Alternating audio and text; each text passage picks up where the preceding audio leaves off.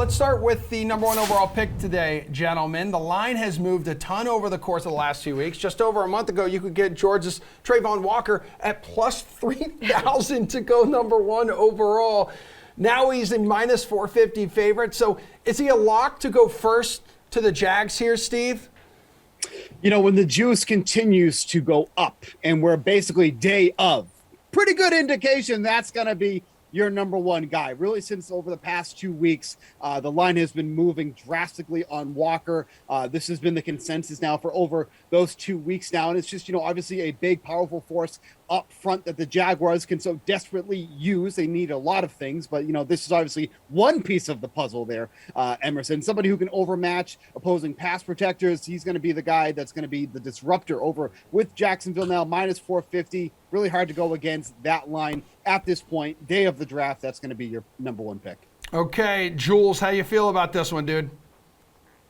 Yeah, I mean, this is why I love betting drafts so much. This number isn't being bet up as, a heavy favorite that the public thinks is going to win. This is information. The Jaguars are first on the clock. There's nobody ahead of them.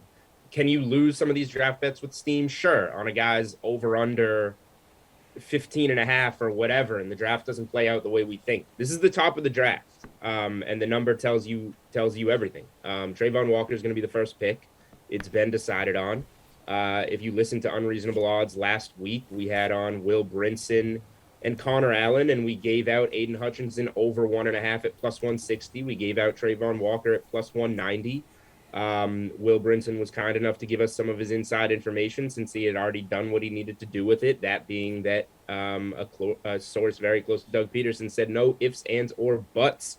Walker's the pick, and that's what the number has done, and I trust it. And I have plenty of Walker, and I have plenty of Hutchinson over 1.5, and now all I have to do is watch Roger Goodell go to the podium and then make my money.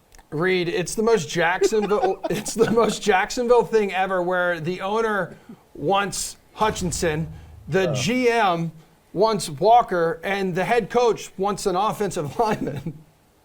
Yeah, this is typical Jacksonville. So I appreciate that you're on this call here with us, Emerson, because you can have some insight, not like Will Brinson on the Unreasonable Odds getting the absolute insight of no ifs, ands, or buts. You got to run to the window, even at minus 450 then, Julian. If it's guaranteed, you might as well do it. Do it, coward. But yeah, if you were watching MSG last week, I also mentioned Trayvon Walker that Julian alluded to at plus 190 to go one overall, because what do we know, right? Outside of what Julian and Steve just mentioned, what do we know about Trent Baalke? What is he like, right? He likes these type of players. He did it in San Francisco. He's going to do it again in Jacksonville. On top of that, yesterday, Emerson, we were talking about this. They signed Cam Robinson. They extended him for 3 years. So the idea that maybe Kwanu or Evan Neal as a long shot could have gone one overall, that kind of loses some steam as well, right? So it's a bunch of things, not just what everyone else is saying and the sources, the unknown sources that Julian's getting on Unreasonable Odds.